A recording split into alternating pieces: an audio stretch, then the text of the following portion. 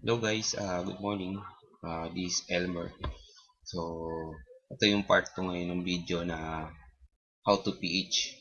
So, kahapon yung how to PH yung slideshow. So, nag-create tayo ng PH request. So, nag-provide kayo ng 3.6. So, in key. So, nagbago na yung status ngayon. So, which is orders created. So, meaning, meron na kayong mga recipient. So, nandiyan na yung mga receiver nyo kung kanino i-send yung 3.6. So, kagaya nito, sa isang tao ko lang i-send ngayon yung 3.6. So, by the way dito, pwede kayong magkaroon ng mahigit sa dalawang receiver. So, depende ka dispatcher kung paano niya hinati yung magre-receive sa 3.6. So, ngayon, nakakita siya ng isang tao na which isang buo 3.6 ang isi-send natin sa kanya. So, once na mag-send tayo sa kanya, susundin natin yung BTC value. Disregard ang PHP value. So, ang una nating i-check yung details niya. Click itong details. Sa details, makikita nyo yung wallet address niya. So, itong wallet address na to, dyan nyo isi-send ngayon yung BTC na nire-request niya. Then, meron din tayo ditong contact info. Ito yung contact info ng recipient. So, pwede nyo siyang tawagan or i-text para sa confirmation. Then, ito naman yung manager niya. Then, sa lower part, so once na nasend na natin yung BTC, so pwede natin i-complete na yung payment. So, consent payment, so ibig sabihin, nag-agree kayo ng payment, complete payment, nasend yun yung payment. Refuse to make money transfer, so ibig sabihin, once na merong kakaiba dun sa receiver, sabihin natin na iba yung bank address niya, hindi siya naka-BTC. So, wag niyo muna kagad i-refuse to make transfer. So, pwedeng tawagan or text nyo muna yung recipient or manager. Baka sakaling maayos pa. So, refuse to make transfer once lang na iba yung talagang bank na nakalagay sa kanya. Then, wala tong mga ito. Let's say, 3.6 lang yung nakalagay na value, then wala naka-indicate na Bitcoin. So, ngayon, legit siya. Meron siyang Bitcoin address. Then, naka-indicate yung Bitcoin na amount na kailangan natin isend sa kanya.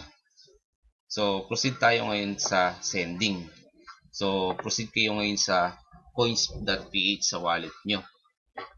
So, once na nasa wallet nyo na kayo, so kagaya ng sinabi ko, lagyan nyo muna ng fund yung wallet nyo. So, once na meron na kayong fund sa peso wallet nyo, ang kailangan natin isend sa kanya yung amount na 3.6 in BTC. So, ang kailangan nyo lang gawin, ito yung peso wallet ko, meron akong 3,760. I-convert ko lang siya into BTC. So, ito yung kagandahan ngayon ng peso wallet. Naka-save ngayon yung peso value ng pera nyo. So, click nyo lang yung convert. Then, indicate nyo ngayon kung ilan yung BTC na i-convert nyo. So, kunin natin yung BTC na hinihingi ng participant.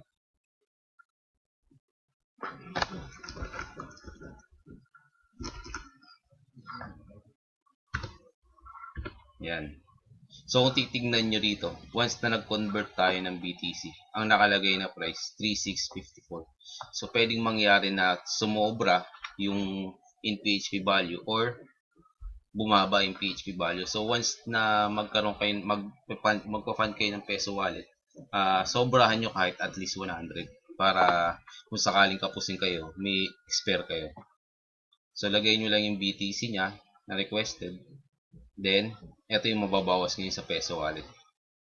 Then, convert.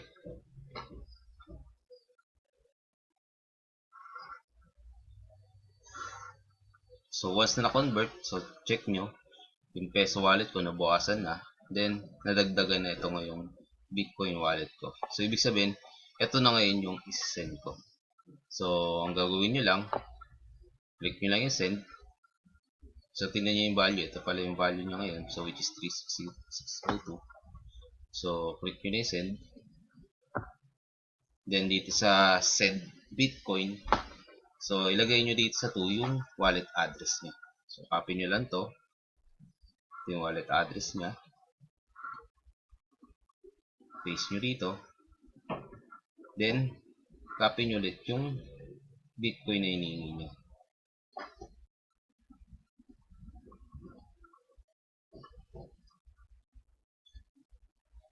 take note, pag nag-copy kayo sa MMM, so nakakama yung dito. So, palitan nyo ng point kasi invalid yun. So, ito yung address niya. Then, ito yung requested na BTC niya. So, click nyo na lang ngayon yung continue. Then, send.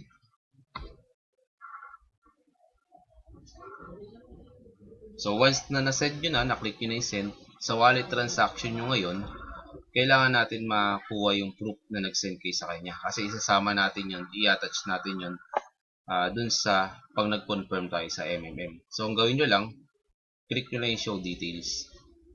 Yan. So, sa show details na to, kung makikita nyo, nandito yung address niya.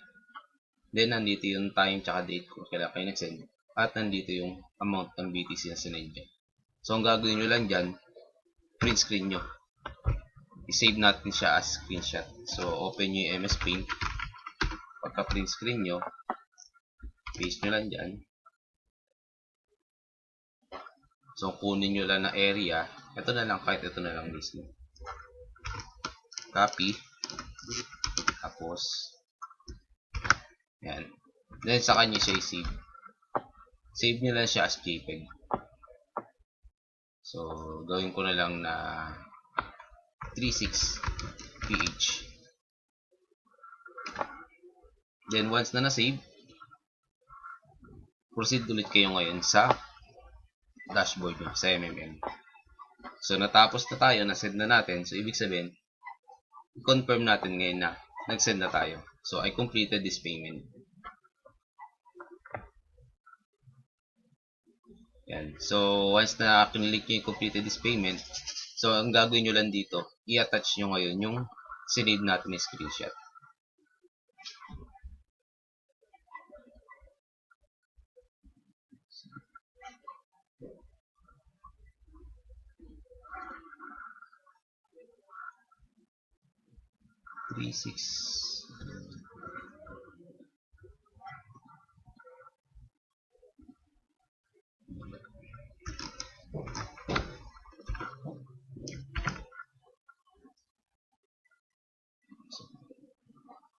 So, hanapin nyo lang kung saan nyo sinave yung kaninang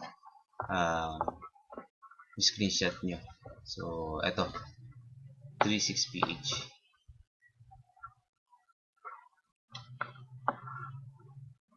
Click nyo yung browse file, then hanapin nyo kung saan nyo sinave yung screenshot. Pag lumabas na dito, click nyo ngayon yung next.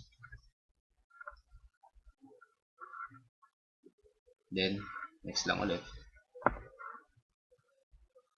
Yan. So, once na nag-close na yung window na yon, so ibig sabihin, completed na ngayon sa side nyo. Na na-send nyo na yung, successfully na-send nyo na yung Bitcoin, yung BTC. So, kung titignan nyo dito sa status na to, half green na siya. So, ibig sabihin, nag-confirm na kayo. Yung other half green, yung recipient naman na magko-confirm. So, naka-indicate din dito na you specified that the payment was completed. So, pwede kayong mag-iwan na message dito. So, lagay na lang natin.